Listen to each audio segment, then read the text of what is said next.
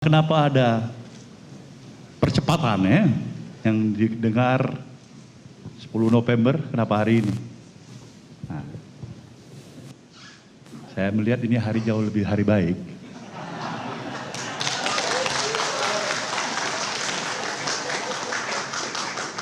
Sederhana. Lihat cahaya bulan, bintang, pikirkan penemuan, hari-hari baik. Sesungguhnya itulah dia dalam apa yang saya pikirkan.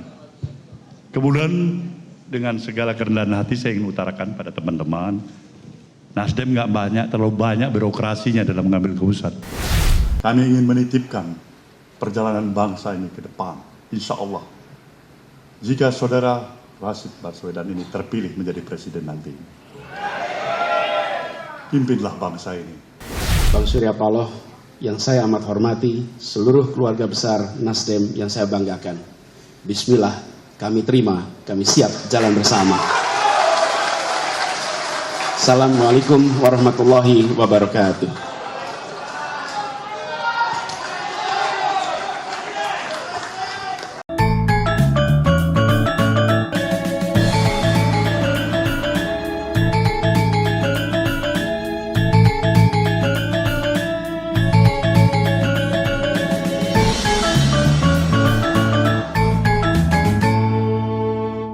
Mengapa Nasdem mempercepat deklarasi capresnya? Pertanyaan penting dan perlu. Mendadak kita dibikin terkaget-kaget tanpa babi ibu.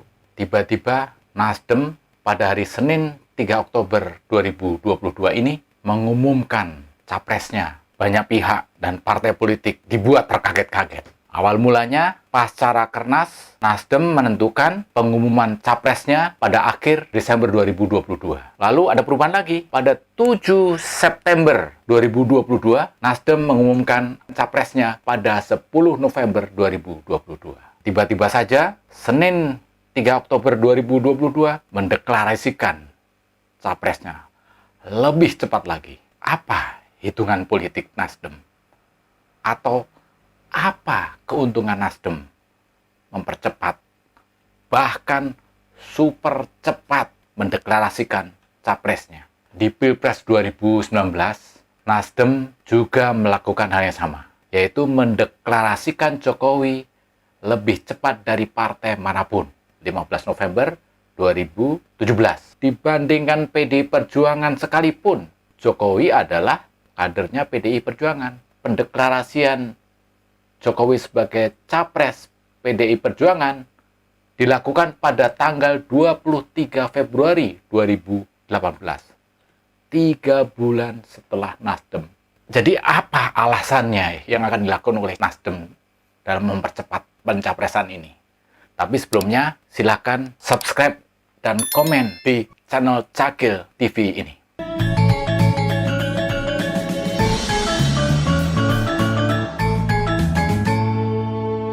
Ada beberapa alasan paling logis mengapa Nasdem mempercepat pendeklarasian capresnya itu.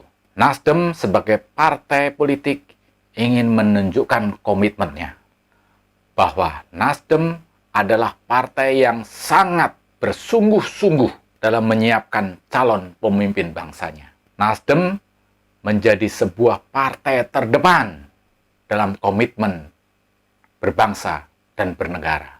Sebuah partai politik yang tidak banyak pertimbangan untung dan rugi bila berkaitan dengan bangsa dan negara. Nasdem ingin merebut brand pencapresan Anies Baswedan. Bila ngomongin Anies, pasti akan berkaitan dengan PKS. Karena hanya PKS lah yang rajin menyebutkan Anies berpeluang menjadi capres. Dan PKS juga yang sudah menetapkan Anies sebagai bakal capresnya dari unsur di luar partai. Kali ini, semuanya diubah oleh Nasdem. Nasdem secara resmi mendeklarasikan Anies sebagai capres Nasdem. Dengan begitu, PKS sudah kehilangan brand itu. Bila masyarakat ngomongin Anies sebagai capres, maka yang diingat adalah Nasdem dan bukan PKS. Pinter. Nasdem sudah tidak ada kendala atau halangan apapun soal pencapresan Anies. Sebagian besar kader dan para pejabat terasnya sudah seia sekata sepakat memilih Anies. Kalau mayoritas sudah memilih Anies, ngapain menunda-nunda? Ngapain mesti 10 November atau akhir tahun? Sementara menunggu dan mencari titik temu dengan calon partai koalisi, yaitu PKS dan Demokrat, masih saja alot dan berliku. Nasdem mengunci Anies sebagai capres, bukan sebagai cawapres. Karena tampaknya antara ketiga partai koalisi, Nasdem, PKS, dan Demokrat, terutama Demokrat, masih mau mendorong AHY sebagai capres. Bukan tanpa alasan memang.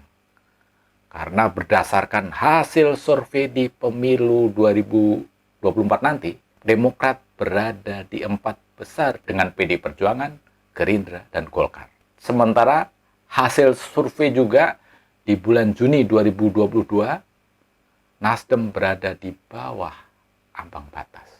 Selain kita membicarakan soal keuntungan tadi, menyoal percepatan deklarasi bukan tidak membawa risiko, karena dengan membawa brand Anies sebagai capres bisa saja melempar posisi Nasdem berada di bawah ambang batas parlemen threshold.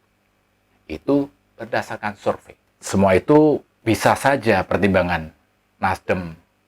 Bukankah politik itu dinamis dan gambling? Segala sesuatu bisa saja terjadi. Prediksi sekarang belum tentu kelak benar-benar terjadi. Bahkan mungkin terjadi sebaliknya. Itu risiko pertama. Risiko yang kedua, isu santer KPK akan melanjutkan kasus dugaan korupsi Formula E yang dikait-kaitkan dengan Anies Baswedan. Bila benar pada akhirnya Anies dijadikan tersangka oleh KPK, maka Nasdem harus berpikir ulang mencari capres pengganti Anies. Koalisi Nasdem, PKS, dan Demokrat bisa berubah total.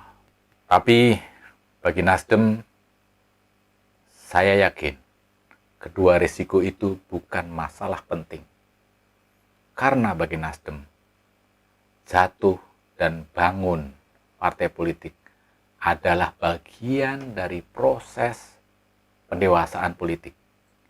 Proses politik biasa dan tidak perlu dikhawatirkan. Keberanian Nasdem dalam menentukan sikap mempercepat pendeklarasian capres ini layak diancungi jempol. Why not the best? Saudara, saya mengaturkan terima kasih atas semua perhatian saudara. Saya meminta saudara untuk mengawal pencalonan Partai Nasdem terhadap saudara Anies Baswedan. Perjalanan masih panjang. Tegur, katakan yang tidak cepat. Katakan yang tidak cocok. Katakan yang dia barangkali tidak sesuai dengan apa yang saya utarakan pada hari ini. Agar proses interaksi ini menghasilkan sesuatu. Upaya perbaikan atas kekurangan kita sebagai umat.